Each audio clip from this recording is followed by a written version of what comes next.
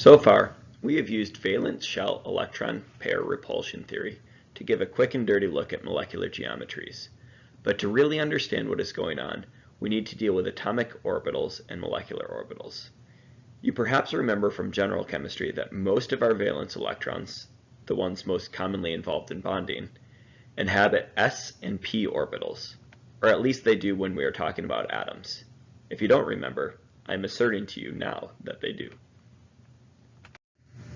We draw fairly simplistic pictures of these orbitals, but in reality, they are representing a probability density for finding an electron.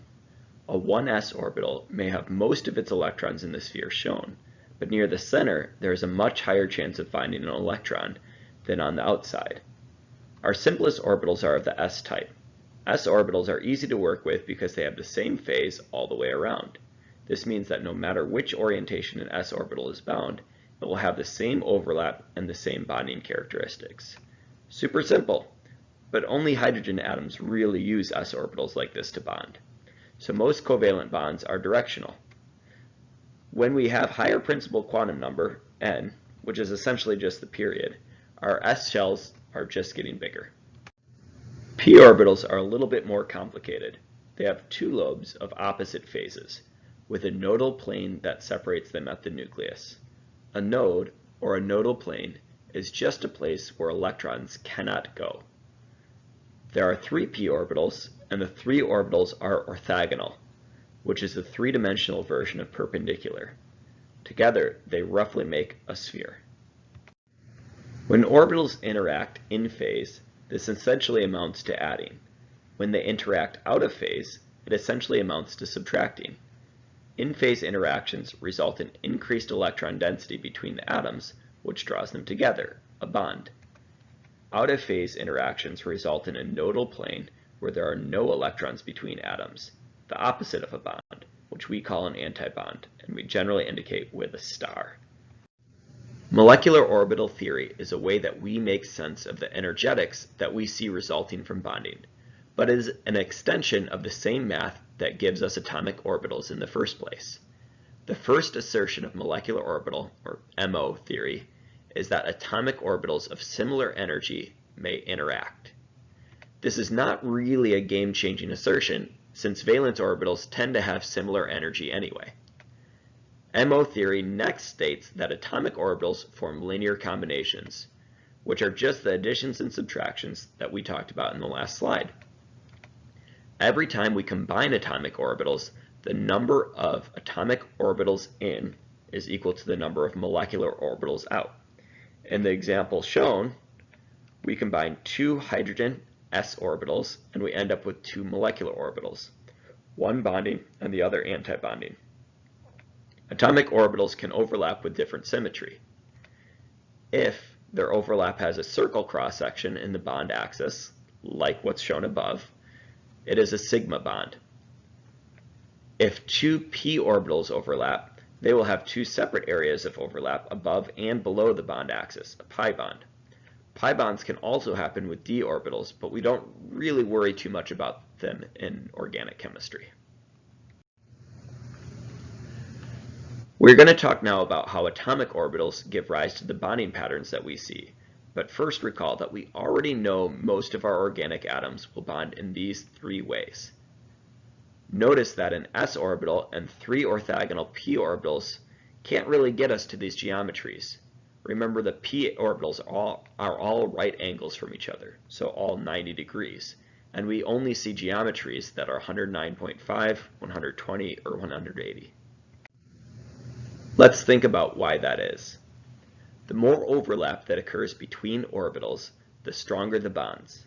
Trouble is, the s orbitals are fairly buried compared to the p orbitals. To make the s electrons more accessible, atomic orbitals within the same atom hybridize. That is, they add to each other. Look at the overlap between the s and p orbitals shown. The places where blue and red overlap are in phase, and the resulting hybridized orbital has increased electron density on that side. The overlap between white and red are out of phase, and the resulting hybridized orbital is out of phase on that side. The p orbital can mix in both directions with the s orbital, resulting in two sp hybridized orbitals that point in opposite directions, hence 180 degrees. Since one s orbital and one p orbital are used to make two sp orbitals, each sp orbital will be half s and half p, but there will still be two orthogonal p orbitals left untouched. Depending on the bonding needs of an atom, the atom may hybridize these p orbitals as well. If two p orbitals are mixed with the s orbital, the result is an sp2 hybridized orbital. Each will only be a third s and 2/3 p. The electrons then are held out a little farther with the increased p character, so the bonds are longer. Notice that there is still one p orbital left as well.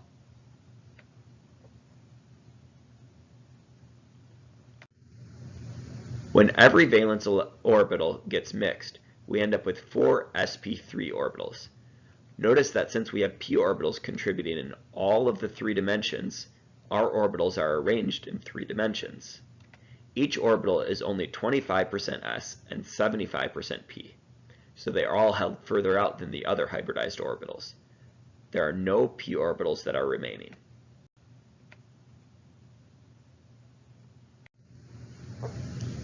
Notice the shape of hybridized orbitals compared directly to the geometries predicted by VSEPR theory. It's nice when the math lines up with reality. So sp hybridized orbitals are 180 degrees, sp2 are 120, and sp3 orbitals are 109.5 or tetra. With this in mind, we can look at any atom's geometry and use it to indicate the hybridization of that atom. Pause and try to do this yourself, and then continue. For example, we see that A has 4 bonds to carbon, the 3 carbons shown, and then also hydrogen that's not shown. That would make it tetrahedral. Tetrahedral geometries indicate sp3 hybridization. B is linear, indicating sp hybridization, with the remaining 2 p orbitals forming the additional bonds to nitrogen. C is trigonal planar, indicating sp2 hybridization. D is also sp2, since we care about the electron geometry for hybridization rather than the geometry of the atoms alone. Finally, E is sp3. In molecular orbital theory, we would normally need to do complex calculations for every single orbital. That's not bad with H2, but even with a simple organic molecule like ethane, we have 14 valence electrons and 4 core electrons to deal with. Valence bond theory simplifies this with a few basic assumptions that generally hold true. We're always going to assume that hybridization is going to match the number of groups of electrons, which we can get from valence shell electron pair repulsion theory. We are also going to ignore all of the core electrons since they tend not to bond. We think of forming new orbitals by mixing adjacent atoms one at a time. So our picture of ethane can be simplified drastically. In this picture, our single bonds all come from sigma bonding orbitals, and the empty sigma star orbitals are not shown, since there are no electrons in them. Now, having introduced molecular orbital theory and valence bond theory, you might think that they don't add much to the valence shell electron pair repulsion theory that we've already learned. So far, these can explain some things about spectroscopy that VSEPR theory cannot. But the real power in these theories comes from the way they deal with the p orbitals that are unhybridized, which we'll talk about in our next lesson.